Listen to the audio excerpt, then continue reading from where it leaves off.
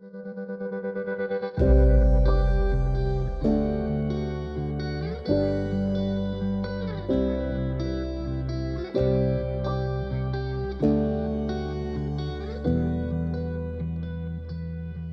right, everybody, welcome back to HHPR's in Practice. My name is Shelby Hutchins. This week we are joined by Lucas Arnold, who is a natural resource officer and game warden for Kansas Parks and Wildlife. He's one of our alumni.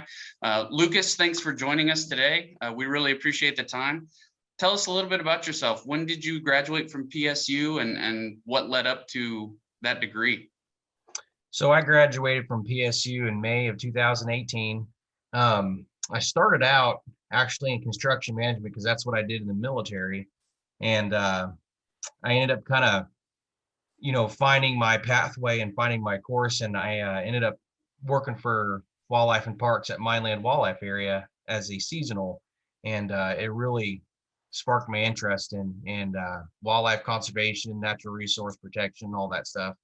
And so I got to know the managers over there and the local game warden, and it really made me change my ideals for the career path that I wanted to take. And where are you from originally? I grew up in Neodesha, Kansas, so about an hour west of Pittsburgh on Highway 400. Gotcha. Yeah, we've got quite a few current students I know that are working with Kansas Parks and Wildlife, the Mineland area, that kind of thing. Tell us a little bit about your military experience. That's kind of a unique thread with law enforcement personnel, game wardens, police, etc.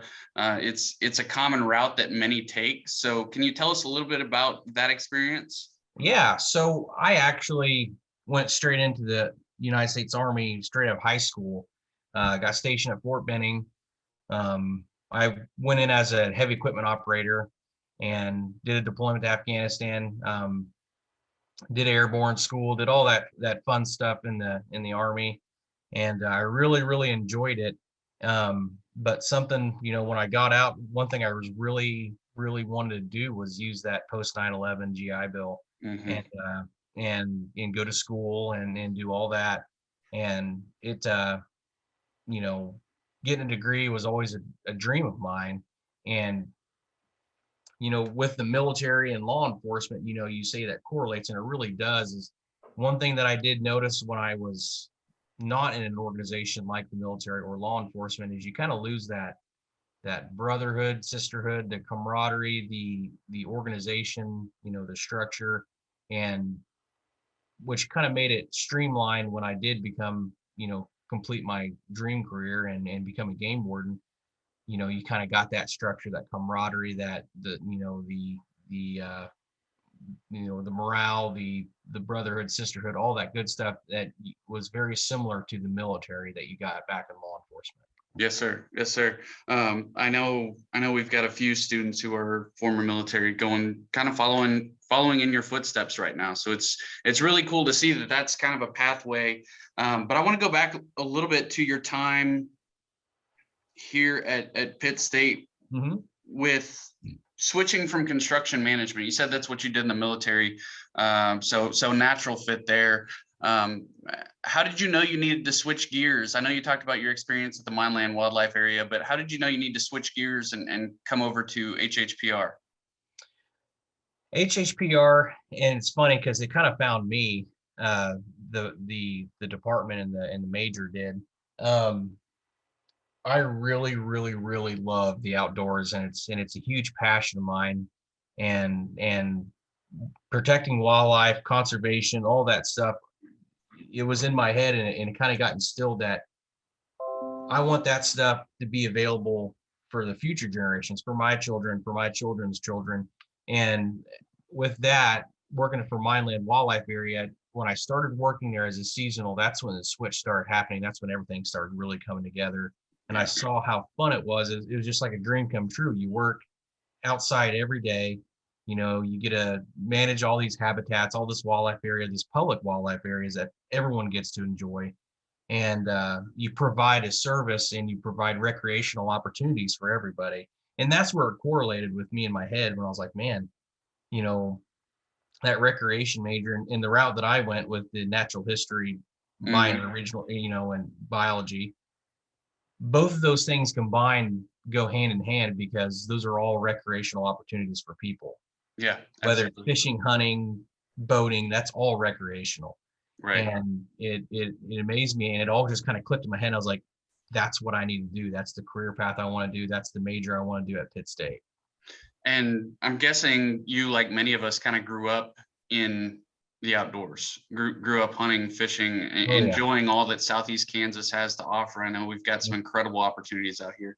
And I'm new to the area, but you can't ignore how fantastic all these recreational opportunities are. You mentioned Mineland. That's such a unique thing in and of itself, such a unique Yes. experience to be on one of those lakes, on one of those strip pits. That I hope everyone, whenever they come to Pitt State, takes advantage of, because it's really, really special. Moving on from that, you decide you want to join us in HHPR. You graduate from the program. What were some of the classes that you remember? What were some of the most, I guess, inspiring experiences you had within our department? I really, the one that stuck out a lot in my head was the rec programming classes that we took. Yeah. That was an extremely crucial class because a lot of people, what they don't understand about being a game warden or being a park ranger or in public lands with wildlife and parks is the communities in your areas really count on you to put on programs, to put on speeches. Like I can't count how many times I've done water safety programs, go to schools and you talk about career days or career days on wheels, where I take my truck and I might pull my patrol boat and I just open the doors of my truck and let grade school kids run around, and they just love it. And there's a lot of public speaking, there's a lot of programming, there's a lot of getting all that stuff ready, PowerPoint building, Yeah. preparing speeches, and A lot of stuff that people don't really think of whenever they oh, think of, exactly. okay, I'm going to go be a game warden. I'm going to go get to work outside all the time. It's like, yeah, you get to do that, but there's also so much community outreach and knowing how to speak in front of a group and knowing how Exactly. to organize content for a presentation, which, Yes. maybe is not the most exciting thing in the world, but is a critical part of your job, as you just mentioned. Yeah. Um, And again, just public speaking in general. I can't, it's almost an everyday thing for us yeah. because everybody wants to know. You'll talk to a group of 10 people just wanting to know what the hunting and the fishing's like in the area, and or preparing hunter ed courses, things Yep. like that, things that are just pivotal with the programming side of it. So And we can dive into that now if you want, but what is a day in the life of a KPWD game warden look like? it's what makes it fun is, and this is gonna you opened a can of worms. What's a lot of fun about my job is every day it's something different. Yeah. You have your trends for the certain time of year. Like right now, when you're in the dog days of summer, it's so hot out. You just plan your day around hitting lakes. You're checking for boating safety equipment. You're checking for safe boating. It's a lot of boating, boating, boating, boating. In the spring, uh, April, May, June, you're hitting your lakes, and it's a lot of fishing. You're Mhm. doing a lot of fishing in checks and checks for creel limits and length limits and all that good stuff.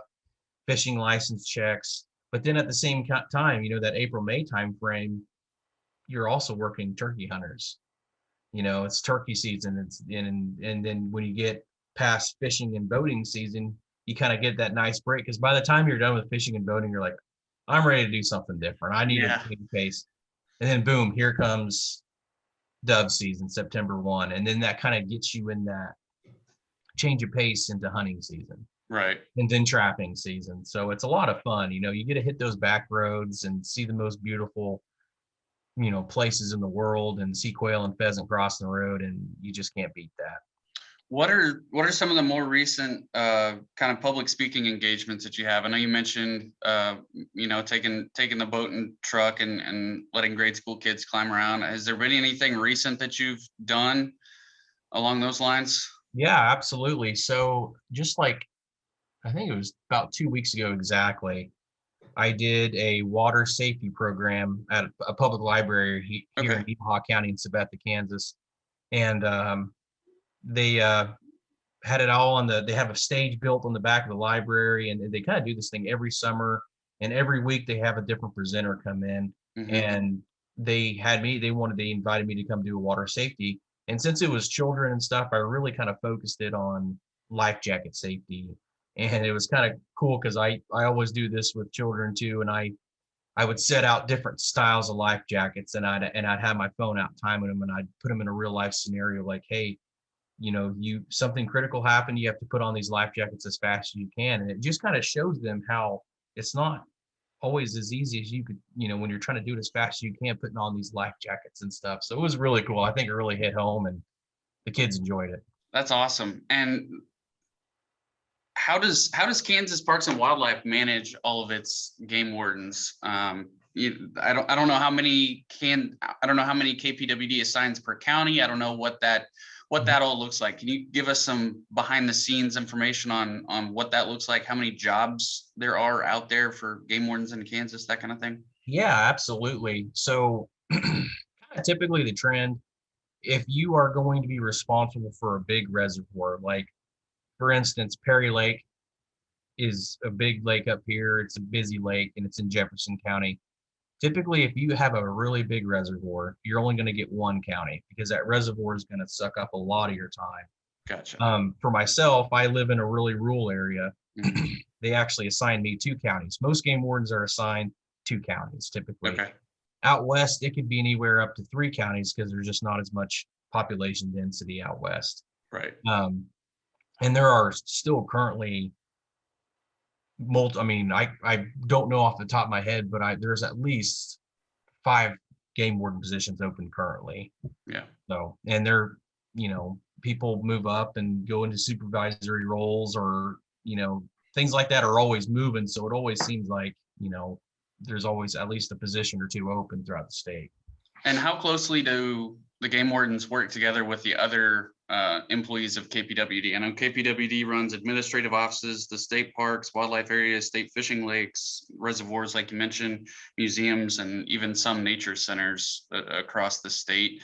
Is that all just a really cohesive group, or do directions come from your supervisor? And what does that all look like structurally, I guess? It's a lot of fun, and you brought me to another cool aspect of the job is we work very closely with public lands division. Work very closely with the parks. um, Park rangers, park managers are different from game wardens. They're Right. they're the police of their state park. But if we're on the water doing water patrol and they need something from us in the parks, we're always there, and we always work very cohesively with that. And I have multiple public wildlife areas in both of my counties that I help cover and things like that. Another cool aspect of the job is doing wildlife surveys with the wildlife biologist. Yeah. Doing quail surveys, whistle counts, brood surveys for quail and turkey. Those are just a lot of fun. Some of my favorite are working with the fisheries biologist, and they just call me typically and they say, hey, Lucas, I'm going to be up at Centralia Lake. We're going to be running nets for a fish survey. I was wondering if you could help. And it's a lot of fun. It's a lot of fish handling. You're pulling nets, you're seeing huge fish, you're doing weight sizes, and it's all for good scientific data for the biologist to better suit and better stock his lakes that he's covering. So that's one thing I wanted to ask you about. I grew up hunting. I grew up in the outdoors, and maybe one of the misconceptions about hunting and hunters in general is that we're just out there harvesting these animals all willy-nilly. But in fact, what you're alluding to there is the method by which the state accounts for the population densities of different species in different areas, different counties, et cetera. Can you break down that process from the state's perspective a little bit for us? How they set bag limits and things like that for deer, turkey, et cetera? Absolutely. And it's all done by scientific data. So, a lot of lakes, let's say we'll use lakes in Kansas. A lot of lakes in Kansas, they're either 20 for crappie or 50 for crappie. Let's say the biologist and I run nets for 2 years in a row at a local lake up here, and we're notice a steep decline in crappie. or maybe there's a growth variation that we're seeing where they're not getting the proper nutrients. Maybe it's overstocked. That's going to determine whether we keep it at 50 or at 20. If we're seeing, if the lake has been known to get hit hard and we're seeing scientific data that that lake has been getting hit hard with fishing pressure, maybe we knock it back down to 20. Same thing with turkeys. They made it just recently where 3/4 of the state is a 1 turkey bag limit unless you go out west or northwest Kansas and get your second turkey. And that was done by scientific data, by the wildlife biologists doing their surveys, doing their brood counts. They figured, after getting the data that they received, that they wanted to knock the bag limit down to 1. Yeah. It's all really interesting to be the science that goes into setting those bag limits. I know I'm from Texas, and whitetails everything in Texas, especially west and southwest Texas. So it's really interesting to see, and I've got buddies that are game wardens and things like that in the state of Texas, and it's really interesting to see how analytical the state always is with that data, because it's like you're saying, it's these animals, the wildlife, it's all one of our greatest resources. And to that point, in 2011, the governor of Kansas moved the Division of Tourism from the Department of Commerce to KPWD. So more evidence that, hospitality and tourism itself is sort of inextricably linked to wildlife and Correct. Kansas and everything that Kansas Parks and Wildlife does. Can you talk a little bit about that relationship between recreation and tourism in the state of Kansas? Yes, absolutely. And I could even swing it to a fact of our hunt. I could probably best put it in the fact of the hunting that comes in, the fishing that comes in from states all over. So bringing back to whitetail deer, Yeah. my 2 counties have some of the best whitetail deer hunting arguably in the whole state of Kansas. When I'm out especially during archery season, when I'm out checking people during archery season, I could count 10 different states in one day of trucks. Amazing. And I love making those contacts and just getting to meet the different cultures and the different, styles that people hunt in different states and talking to those. But those people are coming to our state. I've had people say, yeah, we were just down in Cedar Bluff, and we stayed at the state park. We did some hunting down there, and then, they're purchasing things from our state. They're staying in our hotels or staying at our state parks. They're seeing all these beautiful areas, and they're coming up to my way, and they're doing the same thing. They're coming up and seeing some of the landmarks up in our area, and that is tourism. You know what I mean? Yeah, absolutely. So that mesh between the tourism and the recreation opportunities that our state is providing is just going hand in hand. So, and I guess percentage wise, Kansas doesn't have a ton of public land, but it seems that Kansas and KPWD specifically do a really, really good job with being intentional with the public lands that we have. I know you mentioned the mine land area. I know there's some specific dove hunting habitat out here in Southeast Kansas. What is kind of KPWD's stance on public land and public land management? Oh, it's kind of a bread and butter thing for us. And I've had so many people that have come to me from out of, different states that say they really appreciate how hard we work on our public land areas and making public hunting available for people, because there's a lot of areas where that's just not even a thing. Yeah, it wasn't a thing back in Texas. We've got a lot of public land, but it's not something that's talked about or celebrated or whatever like it is here. Right. And one thing that our state really works hard on too is our walk-in hunting areas. Yep. I know in my 2 counties, you can't throw a rock in a mile section. You know what I mean? There's just literally walking everywhere. And that also brings in a lot of hunting opportunity, because it's not just, 100 people trying to hunt one wildlife area. They have, the Nemaha wildlife area. They have all these different walk-in hunting areas that are really good habitats. So no one ever has to feel like they're hunting on top of each other up here, which kind of makes it really nice. And I've always gotten I've always received really good compliments, and I always tell our wildlife biologists that really work hard on the walk-in hunting areas and programming that with landowners that, people really appreciate that opportunity. And I know further west, there's some projects. I know Meat Eater, Stephen Ranella, they're working on creating more opportunities for hunters to access even private land. Is KPWD working on anything with landowners around the state to create a network of private lands that are available to the public for hunting? Yeah, and that's kind of what we've been trying to do with the walk-in hunting Yeah, program. So, that's just essentially the state makes a contract with that landowner for these dates and for this many years, and that landowner essentially, if it's a September 1 to January 1 property, between those timeframes, that's public hunting. right.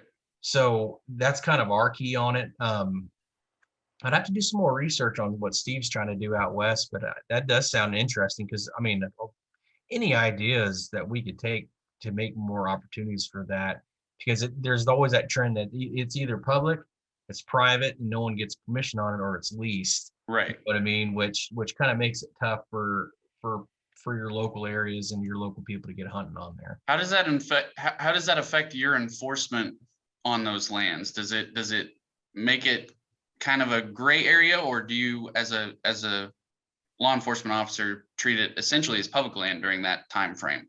Like the walk-in hunting. Yep. Yeah, Yep. it's essentially public. It's public land, so it makes it a lot easier for me, Yeah. because a lot of people, there's this misconception that game wardens can just go wherever they want and and we could just do whatever we please. We follow the Fourth Amendment just like a city police officer would.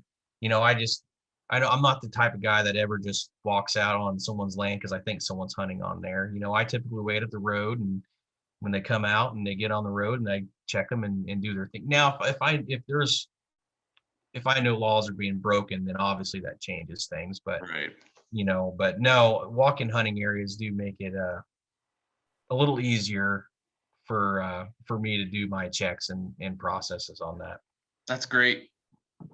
If people want to learn more about those walk-in hunting areas, is there a place we can go online, place we can go look to find out more about those specific opportunities? Absolutely. And we actually have a public lands atlas that's for free, and you can get them typically anywhere where they sell hunting license or fishing license. We'll have our hunting fishing regulation pamphlets, and then right next to those there's Kansas Public Land Atlas.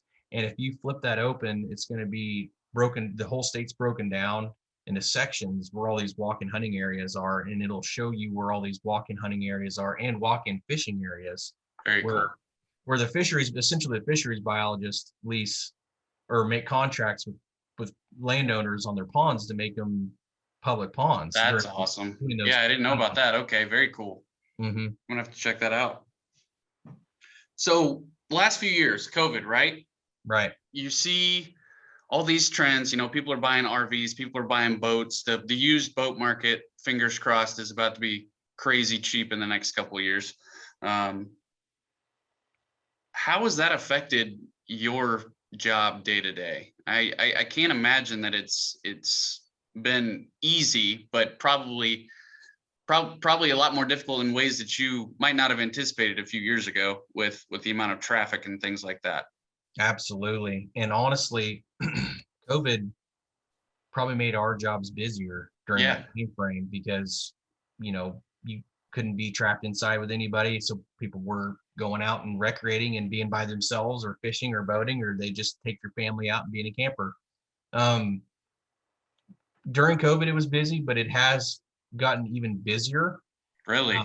Post, it seems like it's even with gas prices the way they are, it amazes me to see how many boats are still getting out of the water. Yeah, that was Expensive gonna boats. be my next question. It's Yeah, $4.60 a gallon down here. It's $100 to fill up a tank. It's ridiculous. yeah, exactly. And I think there was almost that post, during the times, when things, COVID's off the news and all this stuff, and it's the summer and it's not cold and flu season. It's almost like people are so relieved that they're just so ready to get out and go recreate, which a lot of that is above my head. That's more psychology type stuff, sociology type stuff. But yeah, COVID didn't affect my job. It actually probably made it busier, Yeah. Yeah. so Do it you, kind of was a blur for me because I was just working every day. But yeah, I can only imagine how busy you were. Couple of follow-up questions. First, are you seeing any negative impacts on the public land specifically from that increase in traffic? I know that's something that some of the national parks around the country have started to limit visitors because of overuse and things like that. Is that something that you've seen thus far? not so much in my rural areas, but I do know the state parks were having some issues when it came to, increased crime, Yeah, littering, people overstaying their welcome, just leaving stuff everywhere, tearing up properties, which turns into kind of a money issue. right. It just turns into more funds and what I really put it back to is again what we're talking earlier. You know, you have all these people that can't do certain things, but then they can do that one certain thing. So everybody wants to do it at the same time. Yep. So, a lot of these state parks are having to make new campsites, even some of my local recreation lakes where they allow the city lakes that allow camping and stuff like that up here, they've had to build, you know, they've had to double their campsites. They've had to do all this, that, and the other because during COVID, everyone was looking for a place to go. And, let's say this state park was full. So they were coming up north all the way an hour north of where I'm at with some of my rec lakes. And now we see people from Shawnee County, Pottawatomie County, all these different area, populated counties coming up to our areas to camp because it's the only Wow. place they can camp. Yeah, So, that's crazy. That's crazy. And what do you see with those trends? Like you said, it seems like it's busier post-COVID a little bit. Do we think that's going to continue? Do we think, fingers crossed, being the outdoorsman that I am, I want people to be outside, but there's also that concern. Okay, is it sustainable for our industry, for our parks, for our public lands? What do you see happening in the next couple of years? I could see it. I could see it being sustainable. In I kind of revert back to fuel prices again. There's the way the way everything costs right now. I can't see this being a trend where it's super, super, super busy. Right. It's bound to it either can't continue to grow. right, because pulling a camper is expensive, pulling a boat's expensive, driving a boat is expensive. And it's with grocery prices and fuel prices the way they are, you would think that there's going to be a point where it levels out, and I'm sure it will. And or fuel does what it always does, and it's just back, goes up and down, and then things, you know, that's one thing that is very hard to predict Right. with people in general and society as a whole. But it's bound to have a leveling out or a break off point for sure. Is KPWD forecasting any of that? Is KPWD figuring out ways to keep people involved in the outdoors? I think you look at the research that's been produced on outdoor recreation and recreation in general in the last few years throughout COVID, and it seems to have largely significantly positive effects on people's health and well-being, both mental and physical. So is there any forethought or forecasting from KPWD? Okay, we have these people that are using our resources now. We want to keep them using our resources. How do we do that? We promote a lot we have radio, we have radio commercials all the time. We do a lot of social media influence. Like we have a Facebook page. We have a Facebook page for every division too. It Oh, seems wow. like. Okay. Yeah. We have a game warden Facebook page with wildlife and parks, and then you just have your normal wildlife and parks Facebook page. But we do a lot of pushing on social media. It seems like that is a huge push to market social media and Facebook and all those things, market your product on that, which is also another opportunity for people at PSU that I would always strive is we're always looking for career opportunities and media marketing and all that kind of stuff and with wildlife parks. Great. Okay. Yeah, that's awesome. Um, okay. So other current events. I know you and I talked about this when you were here for the advisory board meeting. Um, Public perception of law enforcement in the US across the last few years. You mentioned that, you've got several game warden positions open now. I imagine that recruiting for those kinds of positions is a little bit more difficult than people might think. Mhm. Can you break down how you think your line of work has been affected by the public perception around law enforcement? Yeah, it's tough to be it's tough to get like a lot of applicants because a lot of people see how strenuous and tough our job can be, and at any moment you could be scrutinized. You know what I mean? Yeah. And that makes it tough. That makes it tough for people to want to join law enforcement. And I think that's a fight that we struggle, and we're going to probably continue to struggle with, but we're fighting it. We're combating it. And one thing that I like to present to people too is, as a game warden, we're not just a law enforcement officer, but we're also a hunter ed instructor. We're also going to schools and doing these career days. And I always promote other game wardens to just be a part of your community, put a face to the badge. And, luckily I've lived in a great communities up here that, so very supportive to me and what I do. But obviously it's not like that everywhere in the world. Yeah. Um, but yeah, it's made it tougher. It's made it tougher on morale, and it's also makes it tougher with recruitment and retention. But um, we still have steady guys coming in and out and doing their thing. So, but yeah, it'll be a battle. So what are some things that we can do from our end within HHPR to help, you know, ease those tensions, ease those concerns with students who might be worried about perception as a law enforcement officer? What are some things that we can help them with? Really get them into just preaching to them that it's not all just straight law enforcement Yeah. every single day. I might have a day where I have to deal with a lot in law enforcement, and I'm like, oh my gosh, that was a miserable day. But then the next day you can be out doing a quail survey, Hmm.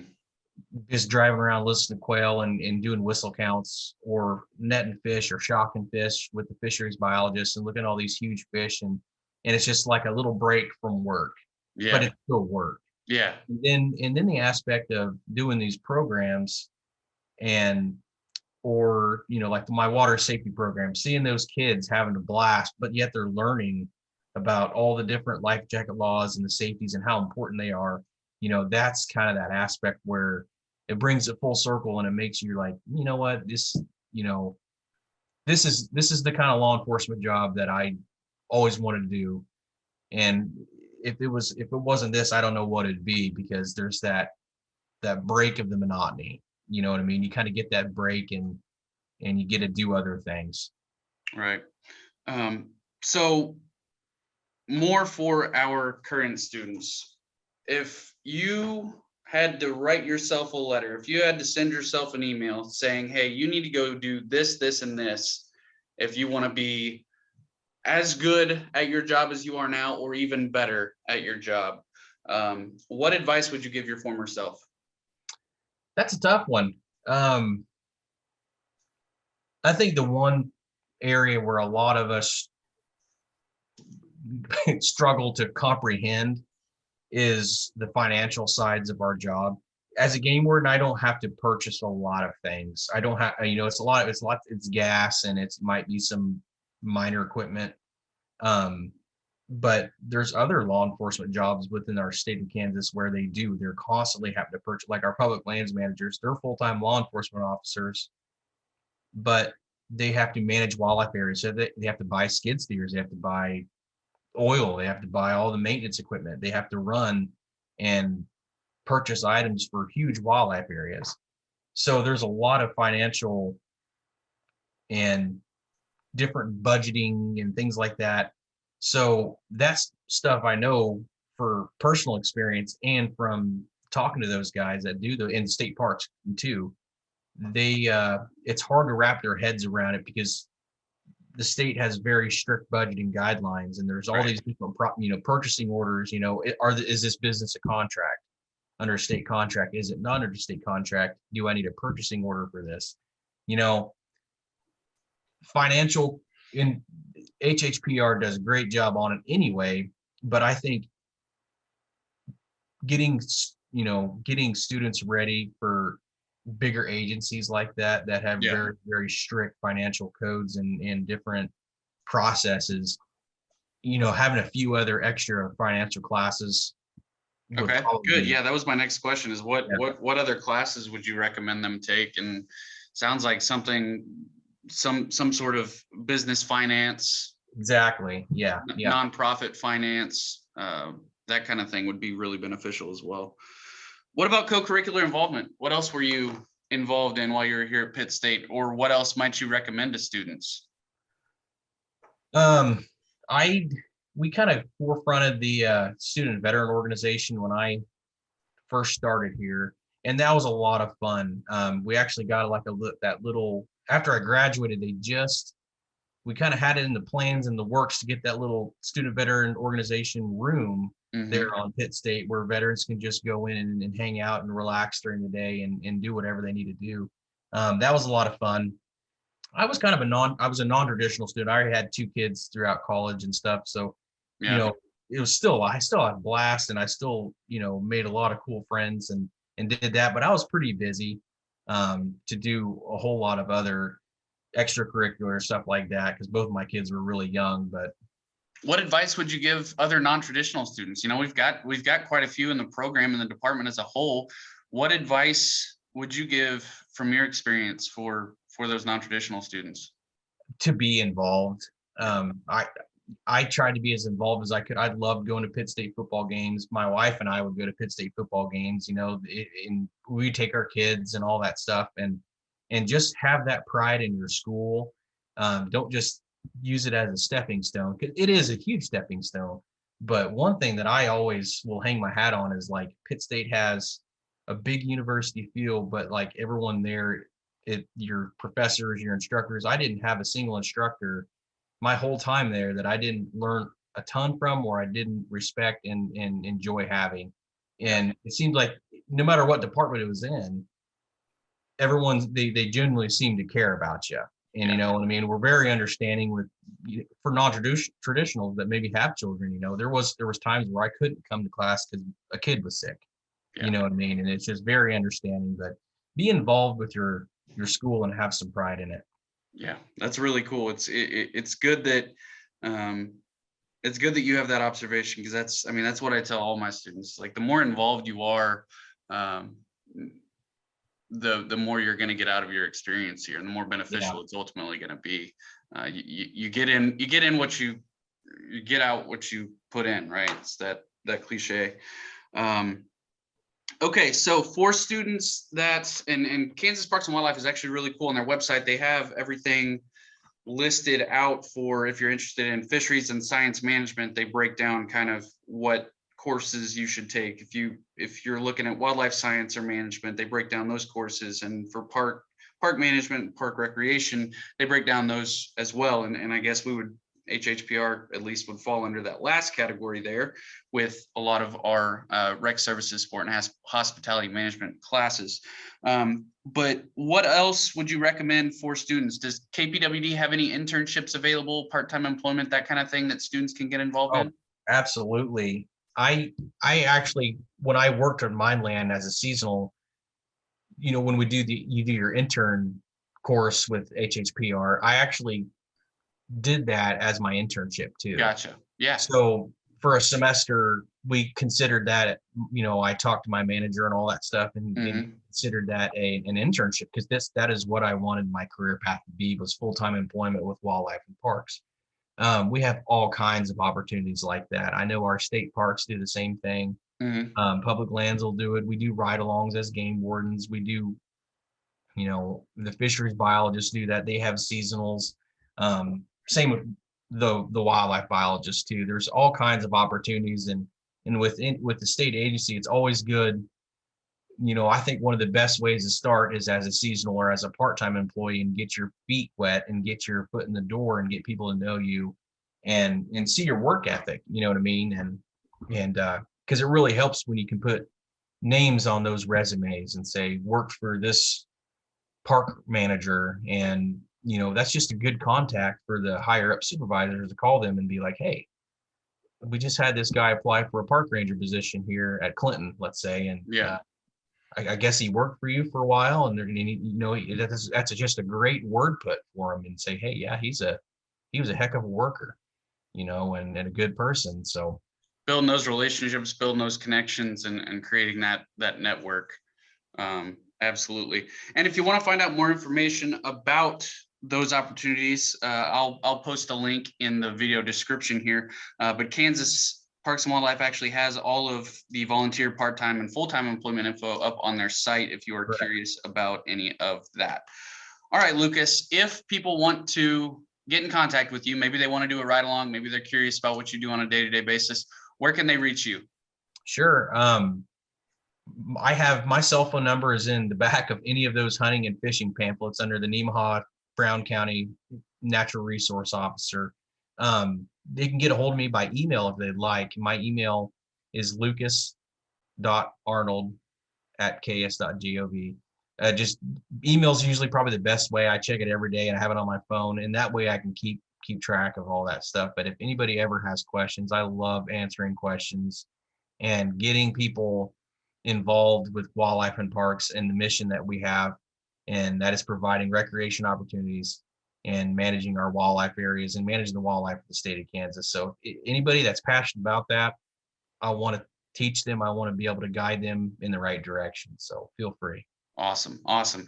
Well, I will certainly be sharing that info with a lot of our students that are curious about this profession. And, hopefully this conversation has been enlightening to them. Lucas, thank you so much for your time today. It was good to see you again. Hopefully we get to have another conversation here soon. But if there's anything else that we can do for you here within the department, and next time you're in town, feel free to stop by. Yes, right. thank you. It's good seeing you. Good to see you. All right. Have a good one. Thanks, Yeah, everybody. We'll see y'all next time.